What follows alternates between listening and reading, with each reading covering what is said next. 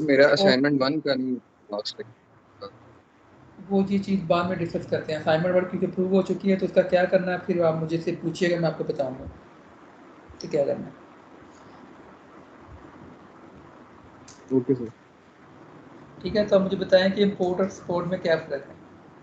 Sir import basically हम बाहर की कंट्री से अगर कोई चीज मंगवा रहे हैं, और एक्सपोर्ट जो हम यहाँ से कोई बाहर डिलीवर कर रहे हैं। ठीक है, और सॉफ्टवेयर में इसका मतलब कंप्यूटर में इसका क्या होता है?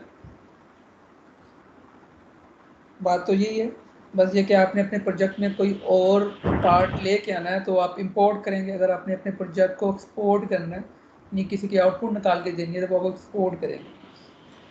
ठीक है, तो दो ही फॉर्मेट होते हैं जो आपके यूज़ होते हैं तो बहुत सारे हैं, लेकिन जो मोस्टली यूज़ होते हैं वो ये वाले दो हैं। नोट कर लें, FBX और 3ds। नीचे क्या मैंने टिक लगाए हुए हैं, ये बाद में डिस्कस करते हैं।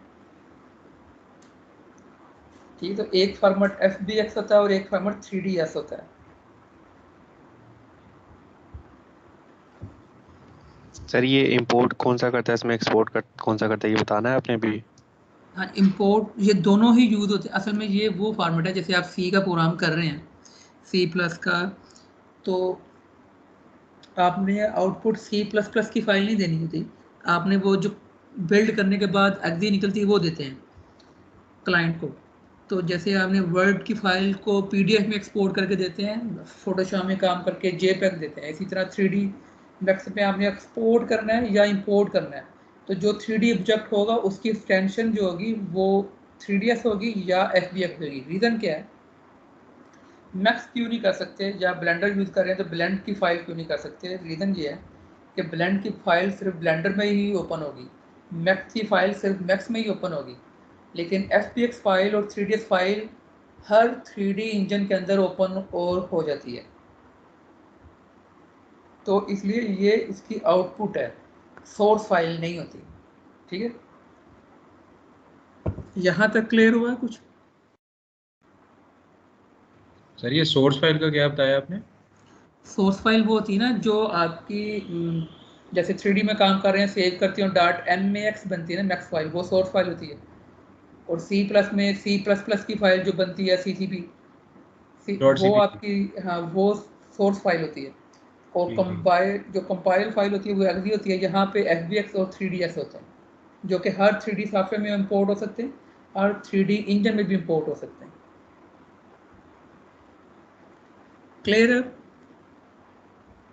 जी सर। जी सर। अब इन दोनों में फ़र्क क्या है ये भी देख लेते हैं साथ में। 3ds जो था ये आपका पहले ओल्ड वर्जन है, ये एक्सटेंशन बनी थी ओल्ड वर्जन की। FBX भी इतना कोई नया नहीं है, लेकिन 3ds से नया है। 3ds में सिर्फ आपका M फॉर मैश है, ये जो M फॉर है ये मैश है, सिर्फ वो आपका मैश बना के लेके जाता है। और मैश स्टैंड फॉर क्या होता है मैश?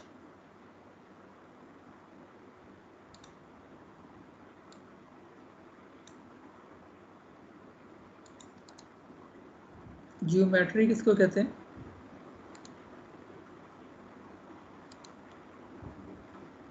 क्या करो, इतनी बेसिक चीज़ें भूल जाते हो, या तुम लोग सुनते नहीं हो ध्यान से बात जब बता रहा था।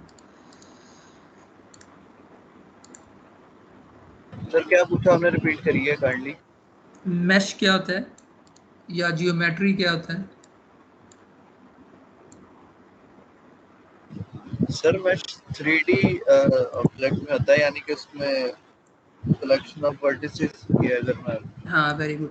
जो वर्टेक्स और फेसेस वगैरह होते हैं इसको मैश कहते हैं। ये जो सरफेस बनी हुई 3D का जो भी चीज़ बनी हुई है ये आपका मैश होता है। इसको ज्योमेट्री भी कहते हैं। अगर आप ये ज़रा प्लेस होल्डर रखें माउस को थोड़ी देर होल्ड, तो जो 3D वाले ऑब्जेक्ट हैं तो उसके ऊपर जो प्लेस होल्डर आएगा वो जियोमेट्री का आता है। जियोमेट्री वर्ड है टेक्निकल 3D के लिए। आम यूज़र इसको मैश कहता है। जो गेम डेवलपर वाले लोग हैं वो इसको मैश कहते हैं, और जो आपका क्लाइंट होगा नॉर्मल उसको मैश का ही पता होता है। जियोमेट्री का वर्ड सिर्फ वो लोग यूज़ करते हैं जो 3D डिज़ाइनर होते हैं, उन्हें पता होता है कि इसको जियोमेट्री असल में कहते हैं। तो अगर हम 3ds फाइल बनाएंगे तो उसमें सिर्फ ये मैश जाएगा। तो मैश के अलावा और कौन सी चीज़ें होती हैं? अगर मैं यही ऑब्जेक्ट बनाया, इनके साथ अगर मैंने ये मैश बन गया, शेप बन गई, अब इसके ऊपर क्या कर सकते हैं हम? एनिमेशन डाल सकते हैं, एनिमेशन कर सकते हैं और टेक्सचर ऐड कर सकते हैं। हाँ वेरी गुड, टेक्सचर ऐड कर सकते हैं, लाइटिंग कर सकते हैं, कैमरा लगा सकते हैं। सर साइज छोटा बड़ा भी कर सकते हैं। हाँ, वो मैश के अंदर आ जाएगा ना कि शेप क्या करनी है आपने। तो अगर मैंने ये ऑब्जेक्ट बनाया हुआ है और मैंने क्लाइंट को यही देना है, सेंड करना है, तो मैं अगर 3ds में करूँगा तो वो सिर्फ मैश को सपोर्ट करेगा। इसके ऊपर अगर आपने कोई टेक्सचर लगाया हुआ है वो नहीं जाएगा, एनिमेशन भी नहीं जाएगी, लाइट और कैमरे के इफेक्ट्स भी नहीं जाएंगे। ये मैंने येलो कलर का टिक इसलिए लगाया कि फॉर सम टाइम ये होता है कि आपने 3ds में कन्वर्ट किया और उसी फोल्डर में साथ में आपने जो मटेरियल लगाया था वो पिक्चर भी रख दी है। तो सम टाइम ये होता है कि वो आप जब 3ds को इंपोर्ट करते हैं तो साथ में टेक्सचर आ जाता है, लेकिन ये हर दफ़ा नहीं होता, सम टाइम होता है। इसलिए इसको हम यही कहते हैं ये टेक्सचर सपोर्ट नहीं करता, लेकिन कभी कर भी लेता है अगर दोनों की हायरार्की सेम पड़ी हुई हो तो। इसलिए इसको येलो मार्क करते हैं कि ये कभी कर भी लेता है, लेकिन मोस्टली नहीं करता। इसके मुकाबले में जो FBX फॉर्मेट है वो आपका मैश भी सपोर्ट करता है, अगर आपने टेक्सचर लगाया उसको भी सपोर्ट करेगा, एक ही फाइल के अंदर उसको भी मर्ज कर देगा, एनिमेशन की हुई है तो वो भी मर्ज कर लेगा, लाइट के इफेक्ट और कैमरे के इफेक्ट भी मर्ज कर लेगा। लेकिन इसकी एक और क्वालिटी ये है कि ये तीनों वेरिएबल इसका होना तो ज़रूरी है, इसके बगैर तो हो ना तो FBX बनेगा ना 3ds बनेगा। अगर आपने सिर्फ मैश बनाया तो तब भी आप FBX कर सकते हैं। अगर आपने 3D के अंदर एनिमेशन की है लेकिन एनिमेशन FBX में नहीं डालना चाह रहे, तो ये जितने भी वेरिएबल हैं, ये जो 4 वेरिएबल हैं, ये सारे आपके कंट्रोलेबल हैं। आपने ऑफ या ऑन कर सकते हैं। आपने टेक्सचर लगा तो लिया लेकिन नहीं देना उसको तो ना दें, वो ऑप्शन होती है। तो एनिमेशन देनी है या नहीं देनी, लाइटिंग के इफेक्ट देने हैं या कैमरा साथ में देना है या नहीं देना, ये आपके ऊपर डिपेंड कर रहा होता है।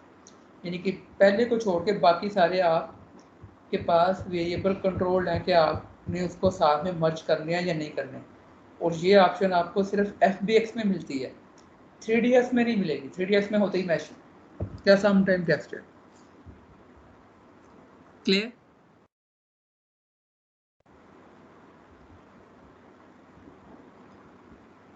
जी सर। FBX जो है ये बनाया किसने? ये असल में अडोब का बनाया हुआ प्लगइन है, एक टूल है। हालांकि अडोब खुद कोई सॉफ्टवेयर नहीं है उसके पास 3D का कंप्लीट सॉफ्टवेयर, उसने प्लगइन्स बनाए हुए 3D का या टूल बनाए हुए मैक्डेमो टाइप, अडोब फ्यूज टाइप। वो बड़े स्ट्रॉन्ग टूल है 3D के लिए, बहुत हेल्पफुल है, लेकिन पूरा इन्वायरमेंट नहीं है 3D का। तो उसने कुछ हेल्प किया काफ़ी ज़्यादा 3D के वर्ल्ड को कुछ चीज़ें प्रोवाइड करके, और उनमें से एक FBX भी है। पहले काफ़ी मुश्किल होता था जब 3ds ही सिर्फ होता था या OBJ होता था, तो अब FBX के बाद काफ़ी ज़िंदगी आसान हो गई है जो गेम डेवलपर्स हैं या जो आउटसोर्स काम करते हैं उनके लिए। तो ये अडोब वालों का बनाया हुआ एक प्लगइन सा है। अब हम इसको टेस्ट करके देखते हैं। पहले हम एक्सपोर्ट करते हैं, मतलब ये ऑब्जेक्ट है, ये मैंने अपने लिए या क्लाइंट के लिए रखना है। तो फाइल में जाएंगे, यहाँ पे एक्सपोर्ट आ रहा है, सबसे ऊपर एक्सपोर्ट लिखा हुआ आ रहा है। तो हमने अभी सेलेक्ट, ऊपर वाला ऑप्शन सेलेक्ट करेंगे तो वो पूरे प्रोजेक्ट को करेगा, तो आपने सेलेक्ट नहीं भी किया तब भी कर लेगा। एक्सपोर्ट सेलेक्टेड का मतलब ये है कि अगर मैंने सिर्फ ये टी पोर्ट करना है, वो वाला नीचे नहीं करना, तो फिर आप नीचे वाली ऑप्शन सेलेक्ट करेंगे। एक्सपोर्ट, यहाँ पर हम टेस्ट कोई भी नाम देना, आपने पाथ बताना और नाम देना है। नीचे वाले फॉर्मेट पूछ रहा है कि FBX या 3ds, और भी बहुत सारी ऑप्शन हैं, ये मुख्तलिफ सॉफ्टवेयर में मुख्तलिफ यूज़ होती हैं। जैसे अगर आपने AutoCAD में लेकर जाना है तो वो ड्राइंग वाली फाइल लेकर जाते हैं। इस तरह कुछ AI की फाइल्स हैं जिनको एक्सपोर्ट करते हुए मुख्तलिफ चीज़ें हैं, लेकिन हम जो ज़्यादा यूज़ करते हैं वो FPX और 3DX। तो हम FPX सेलेक्ट करते हैं और सेव के बटन के ऊपर क्लिक करेंगे तो एक विंडो हमारे पास ओपन होगी। ये अब असल में जब आपने एक्सपोर्ट के ऊपर क्लिक किया है तो FPX का टूल जो प्लगइन एक्सटेंशन है वो ओपन होगी। अब वो यहाँ से आपसे पूछ रहा है कि मुख्तलिफ टैग आपको नज़र आ रहे होंगे कि ये एनिमेशन है, कैमरा है, सर लाइट आ रही है। सर वो फाइल नेम जब लिखना है तो सेव टाइप हमने FBX रखनी है। हाँ जी, FBX रखनी है।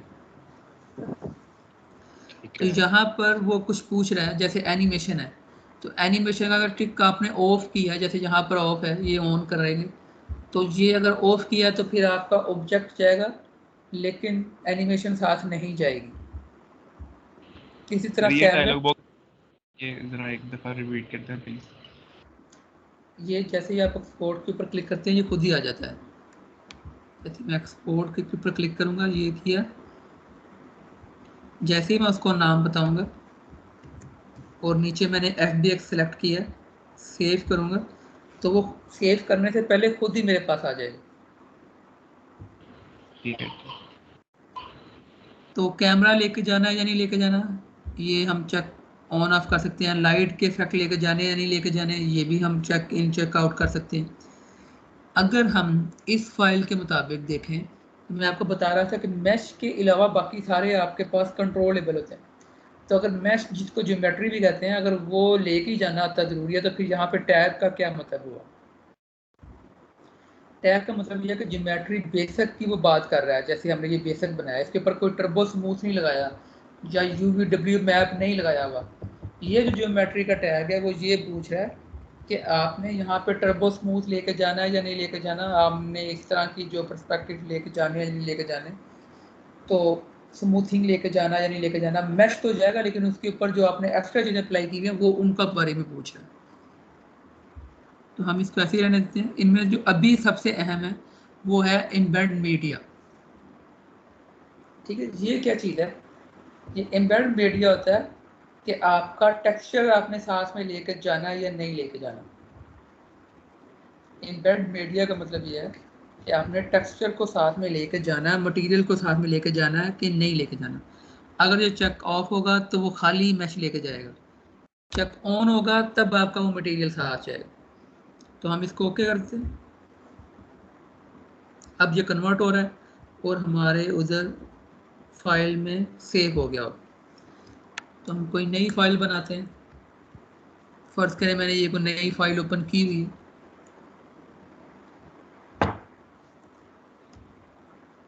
तो फाइल अब हमने एक्सपोर्ट कर लिया है।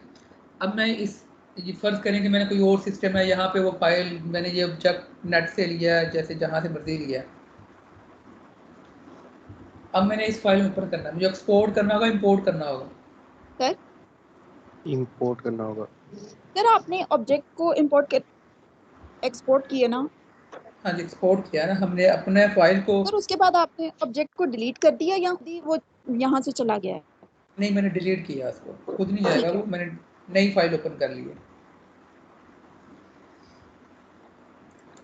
तो हम यहाँ से अब इंपोर्ट करेंगे। इंपोर्ट के ऊपर क्लिक करना है तो वो आपने पास बताना है कि वो कहाँ पे रखा हुआ है या आपने कहाँ पे डाउनलोड किया है। तो मैंने ये एक्सपोर्ट वाले फोल्डर में किया था और जहाँ पे ये ABC पड़ा हुआ है, इसको मैं डबल क्लिक करूँगा तो वो मेरे पास दोबारा टॉय लगाएगा या जो एक्सपोर्ट करते हुए आ जाता है। ये अब क्यों आ रहा है? ये अब पूछ रहा है, फ़र्ज़ करें आपने नेट से लिया या क्लाइंट ने दिया, आपको आप गेम बना रहे थे या आपने दिया, तो उसने तो आपसे एनिमेशन वगैरह ले लिया। अब आप चाह रहे हैं कि जैसे कि मुझे सिर्फ मैश चाहिए, एनिमेशन नहीं चाहिए, तो वो साथ में ना लेके आए इंपोर्ट करते हुए भी। तो मैं ये चेक ऑफ कर दूंगा तो एनिमेशन नहीं जाएगी। ठीक है, लाइटिंग का भी मेरे पास कंट्रोल है। तो अभी हम इसको ऐसे ही रहने देते हैं, इसको हम ओके करते हैं। तो वो मेरे पास ऑब्जेक्ट इंपोर्ट हो जाएगा जो मैंने एक्सपोर्ट किया था। जहाँ आपने जो नेट से लिया था, जैसे आपने पेपरों में ब्लेंडर मारा तो वहाँ से किस मदद। हाँ जी बोलो। एक्सपोर्ट और एक्सपोर्ट सिलेक्शन में क्या फ़र्क है? सिलेक्शन में ये कि अगर मैंने एक्सपोर्ट क्लिक किया तो पूरे प्रोजेक्ट को करेगा, लेकिन अगर मैंने सेलेक्ट किया हुआ है तो वो जो सिलेक्ट है वो सिर्फ उसी का ऑब्जेक्ट 3D बनाएगा। ठीक ठीक ठीक। ठीक है, तो ये है इंपोर्ट और एक्सपोर्ट, जो कि तकरीबन हर बड़े सॉफ्टवेयर में या नॉर्मल सॉफ्टवेयर में भी होता है। सिर्फ फ़र्क ये था कि हमने FBS बनाते हुए किन चीज़ों को देखना है। वो चीज़ें क्लियर है ना? ठीक है, अब हमने ये देखना है कि 3D के अंदर एक और ऑप्शन भी होती है, उसको कहते हैं मर्ज करना। मर्ज का मतलब क्या होता है कि आपने दो अब आप जैसे प्रोजेक्ट कर रहे हैं, तो प्रोजेक्ट के अंदर अब क्या है कि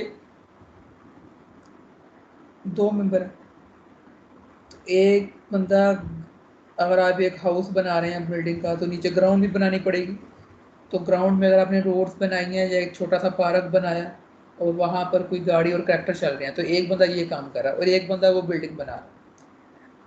अब किसी एक को वो वाला इन्वायरमेंट अपने पास इंपोर्ट करना होगा, तो उसके लिए इंपोर्ट नहीं करते, मर्ज करना ज़्यादा बेहतर होता है। मर्ज कैसे करते हैं? 2 मैक्स की फाइल मर्ज होती हैं, इसमें FBX वगैरह मर्ज नहीं होते। 2 3D मैक्स की फाइल आपस में मर्ज होती हैं। और मर्ज का सबसे बड़ा फ़ायदा क्या है कि अगर एक फाइल के अंदर आपने हाउस बनाया, उसी के अंदर आपने मेल बॉक्स बनाया हुआ, उसी के अंदर आपने गाड़ी भी रखी हुई है, तो आप चाह रहे हैं कि सिर्फ हाउस आए, तो मर्ज करने में आपके पास ये ऑप्शन है कि आप उस 3D की फाइल के अंदर से कुछ खास पोर्शन उठा के लाएं, बाकी नहीं लेके आना। तो ये सारी चीज़ें मर्ज के अंदर होती हैं। तो होगा क्या कि जिसने ग्राउंड बनाया हुआ है वो फाइल ओपन करेगा अपने पास, और जिसने बिल्डिंग बनाई है उसे कहेगा कि वो अपनी 3D मैक्स की फाइल आपको दे दे। तो वो आप अपने अंदर वो मर्ज करेंगे और वो वाली पूरी बिल्डिंग जो है आप अपने फाइल मर्ज करेंगे तो वो ओपन हो जाएगी। उसमें 1-2 चीज़ों की ध्यान रखना पड़ता है, वो मैं आपको बताता हूँ। जैसे मैं इधर एक फ़ाइल ओपन कर लेता हूँ।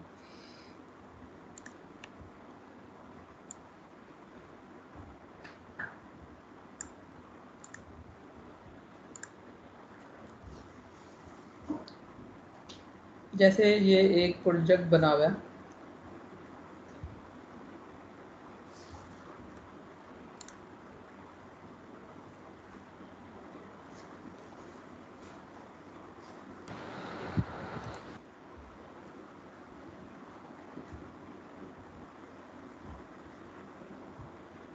ये जो मैसेज आ रहे होते हैं ना कि ये पहले आप वैसे 3D मैक्स की फाइल पर ओपन करें तो वो तो आपकी बस ओपन हो जाएगी ओपन करने से। ये जो मैसेज आ रहे हैं ये इसलिए आ रहे हैं कि ये जो मैंने फ़ाइल बनाई है ये मैंने बनाई थी 2018 वाले वर्जन में, या मैंने ऐसे बनाई थी कि जब मैंने फ़ाइल बनाई थी तो मेरा यूनिट उस वक्त इंचज़ के अंदर था।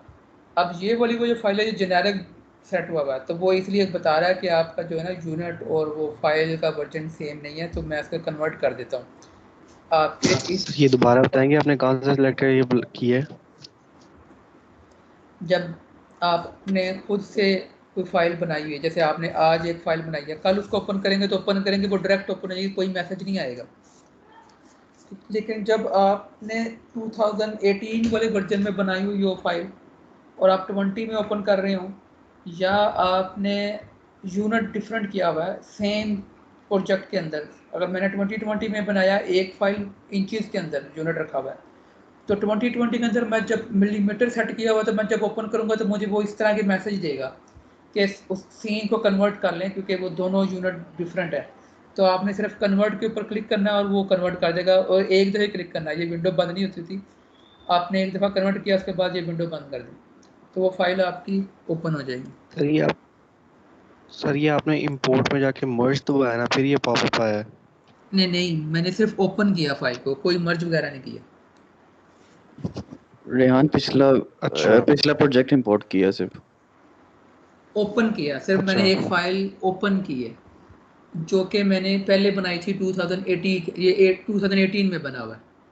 जो 2018 वाला सॉफ्टवेयर था ना उसमें, जैसे ये 2020 है ना, तो वो 18 में बना हुआ है, तो उसके यूनिट में और ग्रेड में थोड़ा सा फ़र्क है। तो वो जब हम पोर्ट करते हैं तो वो कहता है कि मैं इसकी सेटिंग चेंज कर देता हूँ इसके मुताबिक जो 2020 का, तो आपने सिर्फ कन्वर्ट के ऊपर क्लिक करना है और ये फाइल ओपन हो जाएगी। क्लियर है?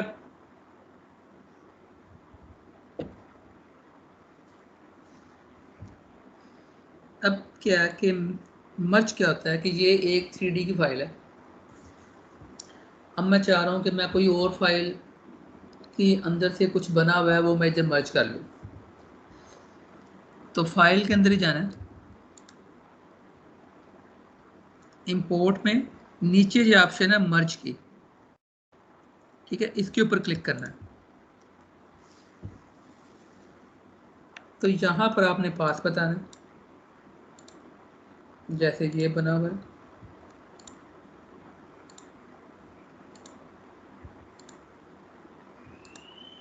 चलिए हम यही ओपन कर लेते हैं। तो जैसे ही मैं ओपन करूँगा, अब ज़रा थोड़ा सा ध्यान देना स्क्रीन के ऊपर। तो ये मेरे पास एक विंडो आएगी। इस विंडो में क्या है, ये जो सर आपकी लिस्ट स्क्रीन हैंग हो गई हुई है कि सिर्फ मेरे पास हुई है हैंग? नहीं सही चल रहा है, नहीं हैंग हुई। सर आप एक दफ़ा स्क्रीन बंद करके दोबारा ऑन कर लेंगे?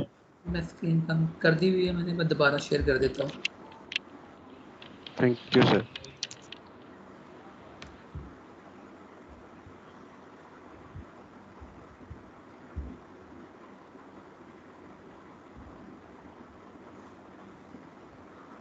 ठीक है, तो ये वाली विंडो जो मेरे पास ओपन होती है, इस विंडो में क्या है कि ये जो लिस्ट आ रही है इसमें वो सभी ऑब्जेक्ट पड़े होंगे जो आपने बनाए हैं। फर्ज करें कि ये एक बड़ा घर है, इसमें बहुत सारे ऑब्जेक्ट हैं, वो सबकी लिस्ट यहाँ पे आ रही होगी। ट्रीज की सारी, जो ट्रीज बना हुआ ट्री की सारी होगी, ग्राउंड, सब ऑब्जेक्ट जो बने हुए हैं जैसे जो बक्स 01, 05, 0 सब आ रहे हैं। अब यहाँ पर ये जो चेक बॉक्स बने हुए हैं ये फिल्टर है। किस तरह का फिल्टर सर है? आपकी स्क्रीन नहीं शो हो रही।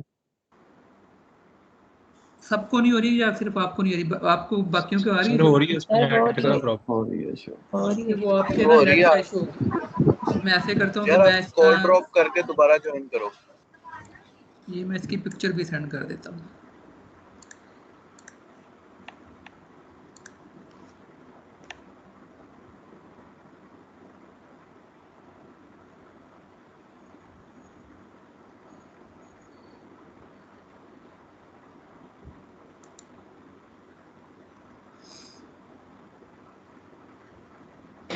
सर अब हो रही है, मैंने कॉल ड्रॉप करके दोबारा ज्वाइन किया है।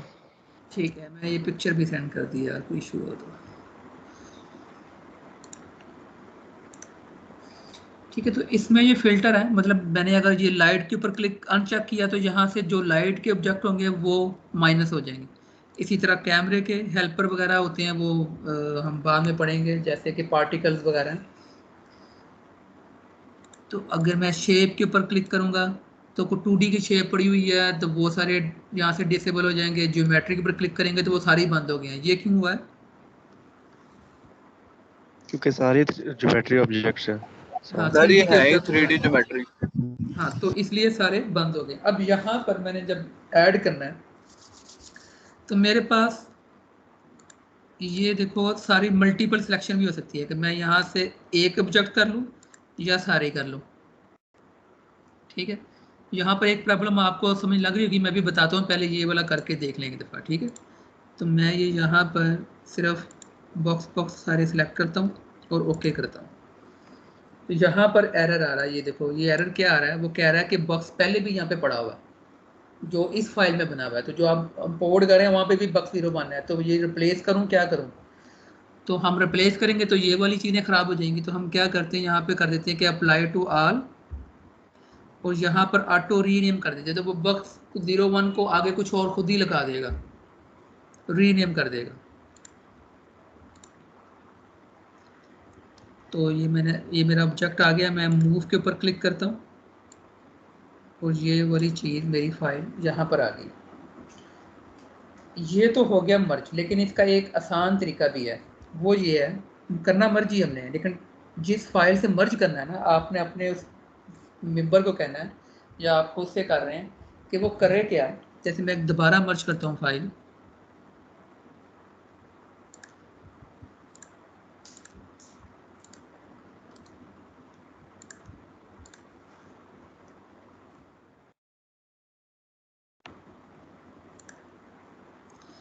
एक ये फाइल है, इसका प्रीव्यू भी आ रहा होता है आपके पास, ठीक है। इंपोर्ट एक्सपोर्ट करते प्रीव्यू नहीं होता, लेकिन मर्ज करते हुए प्रीव्यू भी आ रहा होता। तो मैंने ये एक फ़ाइल ओपन की। अब ये वही घर है ये जो बना हुआ है, बस ये इस वाली फाइल में जो मैं मर्ज कर रहा हूँ मैं सिर्फ घर बना हुआ है, और यहाँ पर तो बाकी सारा कुछ है। तो यहाँ पर ये इतनी चीज़ें हैं, लेकिन यहाँ पर वो बहुत थोड़ी सी चीज़ें दिखा रहा है। हाउस दिखा रहा है ऑब्जेक्ट 0506, रीज़न क्या है, लेकिन आप हाउस के ऊपर देखें ब्रैकेट्स भी लगी हुई हैं, बस थोड़ा गौर से देखना पड़ेगा। हाँ वेरी गुड। करना क्या है, आपने जो चीज़ मर्ज करनी है ना दूसरी फाइल में, तो जिस ऑब्जेक्ट को मर्ज करना है ना आपने, वो सेलेक्ट करके उसको ग्रुप में बना के ग्रुप का नाम रख दें वो वाला। तो मर्ज करते हुए बिल्कुल भी परेशानी नहीं होगी, आपने सिर्फ हाउस के ऊपर क्लिक करना है और ओके कर देना है, तो वो खुद ही आ जाएगा। ये ऑप्शन आती है तो इसके ऊपर आप ऑटो रीनेम कर दें, ठीक है।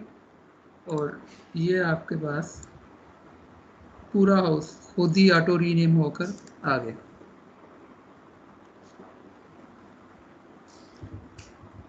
अब क्लियर हुआ है कि क्या मतलब है मर्ज का, क्या मतलब है इंपोर्ट का।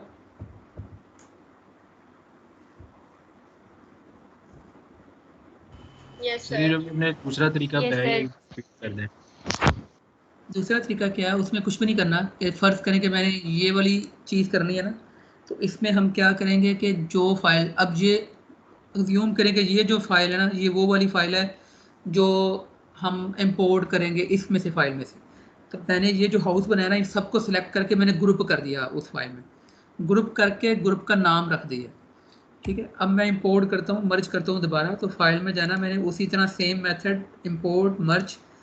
तो जब मैं इस फाइल को मर्ज करूँगा ना, तो मेरे पास लंबी सारी लिस्ट नहीं आएगी, हाउस नाम का ग्रुप एक बना हुआ आ जाएगा, जिसके इर्द गिर्द वो स्टार्ट टू बॉटम लिखा हुआ है, एक ब्रैकेट बनी हुई है, तो ये ग्रुप होता है। तो मैं ग्रुप के ऊपर क्लिक करूँगा तो वो पूरा ग्रुप ले आएगा, लंबी लिस्ट नहीं आएगी। क्लिक और ऑटो रीनेम, तो मेरे पास वो फाइल खुद ही मर्ज होकर आ जाएगी, मुझे ज़्यादा कोई परेशानी नहीं करनी पड़ेगी। अब यहाँ पे एक और टेक्निक है जो इससे तलक नहीं रखती, डिज़ाइन से तलक रखती है कि मैं ये चाह रहा हूँ कि ये सड़क है ना, तो इसका ये वाला क्लोथ वाला एरिया यहाँ पर है, तो इसका भी शेड यहाँ पे हो। तो कैसे करूँ, वेरी क्विक करना है मैंने, रोटेट से नहीं करना सर मिरर हाँ मिरर से, वेरी गुड। तो मैं मिरर के ऊपर क्लिक करूँगा तो वो खुद ही कर देगा जिस एंगल पे करना है।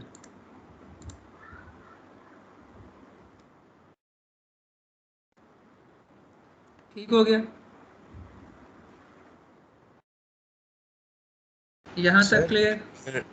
अगर हम चाहें कि एक प्रोजेक्ट के अंदर हमने एक्सपोर्ट किया हुआ है दूसरी चीज़ को मर्ज करना हो, तो वो हो सकता है? हाँ जी, कुछ भी हो सकता है, आप पहले एक्सपोर्ट कर लें फिर मर्ज कर लें। लेकिन अगर आप FBX को मर्ज नहीं कर सकते, वो इंपोर्ट होता है या एक्सपोर्ट होता है। जो मर्ज होती है वो 3D मैक्स की फाइल में से कुछ मर्ज होता है।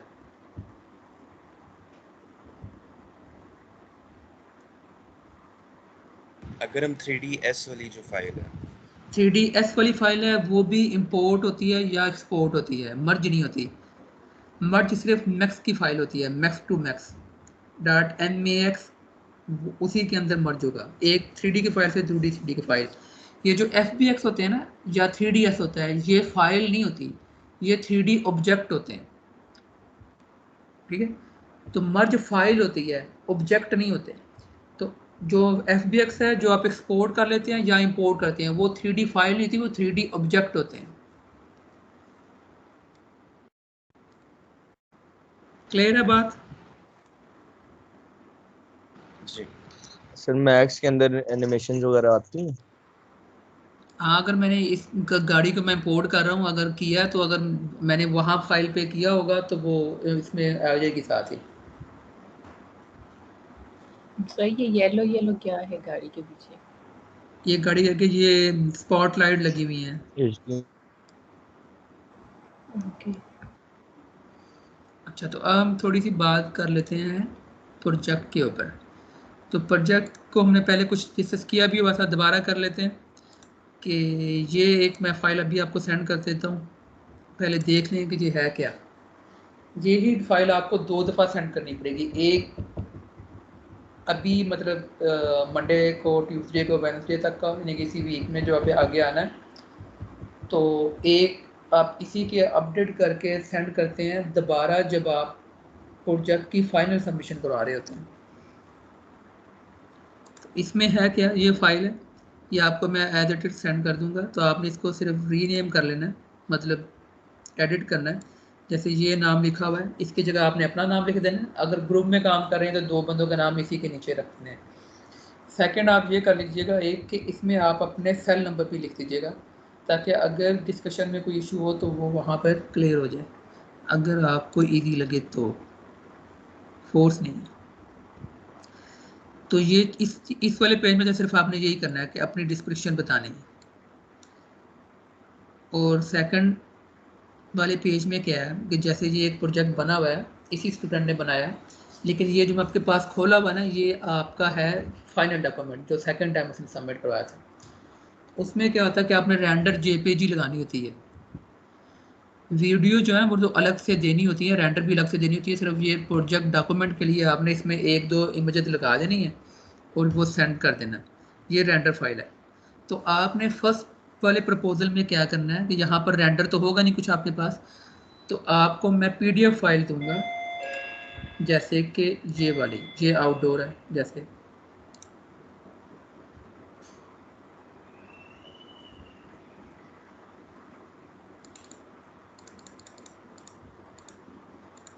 ठीक है। अब यहाँ पर देखें लिखा हुआ है कि हाउसिंग कम्प्लेक्स 25.1, मतलब कि इस प्रोजेक्ट के ये रेफरेंस 0.51 मतलब पहली इमेज, 25.2, 25.3, ठीक है। इस प्रोजेक्ट में 3 ही इमेजेस हैं जो आपके पास रेफरेंस के लिए। तो आपने अपने इस डॉक्यूमेंट में लिख देना है कि आपने कौन सा प्रोजेक्ट सिलेक्ट किया है। प्रोजेक्ट का आगे नाम लिखें, जैसे हाउसिंग कम्प्लेक्स लिखा हुआ है, और लिख दें कि नंबर कौन सा है पीडीएफ में, 25 आपने बस ये लिख देना है। और उसकी 1-2 पिक्चर सिर्फ यहाँ पर लगा देनी, ठीक है। अब सर एक बार रिपीट करते हैं क्या करना है प्रोजेक्ट के लिए? देखो हर प्रोजेक्ट जो होगा ना यहाँ पर, उसका नंबर हुआ है और नेम भी लिखा हुआ है। जैसे ये हाउसिंग कम्प्लेक्स लिखा हुआ है ना, पूरा उस पर ऊपर लिखा हुआ 25, मतलब ये कि ये 25 नंबर प्रोजेक्ट है जिसकी रेफरेंस आगे 25.1, 2 और 3 है। 3 इमेजेस हैं 25 नंबर प्रोजेक्ट की। तो आपने अपने प्रोजेक्ट के नीचे ये लिखना है, यानी कि सेकंड पेज में अपने पहले ये लिखना है कि प्रोजेक्ट नेम क्या है, ये वाला नेम। अगर नेम किसी का नहीं है तो आपने ये नंबर लाजमी लिखना है, ठीक है, 25 नंबर। और आगे इसी तरह चाहे इसको ही ऐसे कॉपी करके तो उधर लगा दीजिएगा ये पूरा। और इनमें से कोई एक पिक्चर आपने उधर अपने डॉक्यूमेंट में लगा देनी, इसकी जगह कोई एक इमेज लगा दीजिएगा या 2 इमेज लगा दीजिएगा। और क्या लिखना है कि हमने ये बताना है कि आप ग्रुप में काम कर रहे हैं या इंडिविजुअल काम कर रहे हैं। इसी तरह ये इंडोर प्रोजेक्ट के भी हैं, जैसे ये देखो ये प्रोजेक्ट नंबर 1 है कैफे। तो प्रोजेक्ट नंबर 1 की 1.1, 1.2, 1.3, 4, 5, 6, 7 और 8 पिक्चर है। तो आपने यहाँ पर लिख देना कि प्रोजेक्ट कैफे और नंबर 1। तो इनमें से कोई 2 पिक्चर लगा देनी है आपने डॉक्यूमेंट में। और एक छोटी चीज़ और आपने ग्राफ में लिखनी है, वो ये लिखनी है कि इसकी स्टोरी क्या है। स्टोरी बहुत छोटी होगी कि कैफ़े में स्टोरी क्या होगी कि एक बंदा जहाँ से चलता हुआ आएगा, वहाँ से कोई चीज़ पिक करेगा और टेबल पे बैठ जाएगा, या एक वेटर आएगा वो बैठे हुए बंदों के पास से ऑर्डर लेगा। तो ये आप सोचेंगे करेंगे कैसे, तो ये हम ये कर लेंगे, ये ईजी है, मुश्किल नहीं है करैक्टर के टॉपिक के अंदर।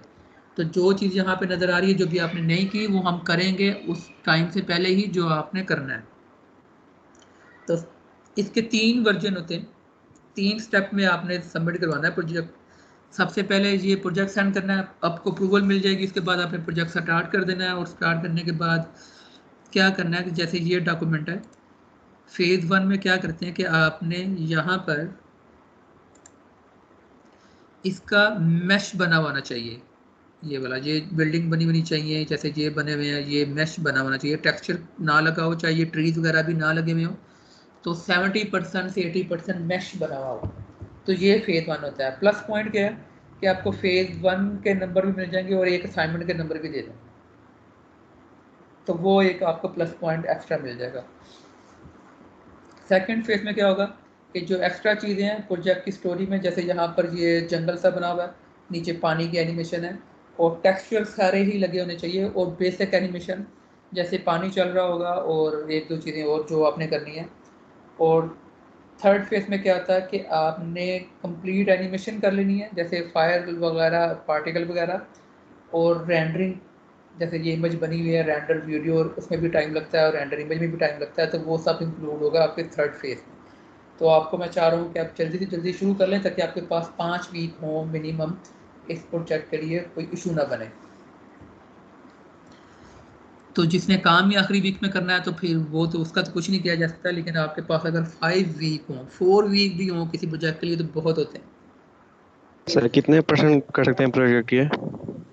प्रोजेक्ट कितने देखें मेंबर्स? जो लिखा हुआ प्रोजेक्ट मेंबर इंडिविजुअल भी कर सकते हैं, 2 मेंबर के साथ भी कर सकते हैं, 3 मेंबर के साथ मैक्सिमम कर सकते हैं, लेकिन 3 के लिए आपको प्रोजेक्ट का स्कोप भी बताना होगा कि ये प्रोजेक्ट मेरा है, ये इतना बड़ा, जैसे आप कोई कॉल ऑफ ड्यूटी का बना रहे हैं मैप वगैरह जो, तो आप 3 मेंबर काम कर रहे हैं। हर फेज़ में आपको सबमिशन के साथ वाइवा और चेकिंग और फिर नंबर लगेंगे, और ताकि आखिर वाले स्टेप में आपके पास पहले 2 फेज़ का रिव्यू भी हो चुका होगा और नंबर भी लग चुके होंगे, तो सिर्फ थर्ड में आपके थर्ड के फेज़ के नंबर ही लगने होंगे। किसने जितना काम सर किया ये प्रोजेक्ट हमने जो बताना वो कब तक बता सकते हैं? ये नेक्स्ट वीक में के पहले 2-3 दिनों में ये कंफर्म सब कुछ हो जाना चाहिए। और ये मैं आपको प्रोजेक्ट्स आप देंगे हम? ये फाइलें मैंने दी हुई हैं, जैसे ये 25-26 प्रोजेक्ट इसमें भी पड़े हुए हैं, ठीक है। टोटल इनडोर और आउटडोर के अगर प्रोजेक्ट मिलाएं ना तो ये 30 हैं, तो इनमें से कुछ आप 1-2 नहीं करेंगे, तो वो मैं आपको बता दूं, जैसे यूसीपी का ऑडिटोरियम है वो आपने नहीं बनाना है इसमें। तो बाकी लेकिन मैं आपको एक प्रेफर करता हूँ चीज़ कि जैसे मैं ये फाइल आपको सेंड कर रहा हूँ प्रपोजल वाली, अलग से भी एक जिप कर दूंगा, लेकिन ये फिर भी ले लें। आप इन फाइलों को देखें जो मैंने सेंड की है, आपको आइडिया हो जाएगा किस तरह का प्रोजेक्ट बनाना है, फिर आप खुद से सर्च करें कि आप ये बनाना चाह रहे हैं। तो मुझे वो प्रपोजल 3 मेंबर्स हैं तो इसमें से कोई प्रोजेक्ट उठा सकते हैं जो आपने सेंड किया? हाँ जी, इसमें से उठा सकते हैं, लेकिन वो फिर आपको देखना होगा कि स्कोप इतना है कि नहीं है 3 मेंबर वाला, तो इसीलिए प्रपोजल डॉक्यूमेंट बता देना देंगे कौन सा प्रोजेक्ट इंडिविजुअल वाला है, कौन सा 2 मेंबर्स वाला है, कौन सा 3 मेंबर्स वाला है। हाँ जी, मैं सर्च करता हूँ, मैंने शायद ये बनाया हुआ था, वो भी मैं आपको सेंड कर दूंगा लिस्ट, लेकिन मैं प्रेफर करता हूँ आप जो है खुद से भी सर्च करें कि आप ये बनाना चाह रहे हैं। जैसे आप हिस्टोरिकल कोई बिल्डिंग्स हैं या चाइनीज़ के ऊपर बहुत सारे प्रोजेक्ट बनते हैं, वो खुद से बनाना चाह रहे हैं, या कोई इस तरह की चीज़ है तो वो भी आप बना सकते हैं, तो वो मुझे आप दिखाएं और उसको फिर बना लें। अप्रूव कराना ज़रूरी है हर कंडीशन में। सर अभी अटेंडेंस तो नहीं हुई ना? नहीं अभी नहीं हुई, अभी बस होने लगी है। तो ये है जो रिकॉर्डिंग, ये होगी आपके अबाउट प्रोजेक्ट सेटिंग्स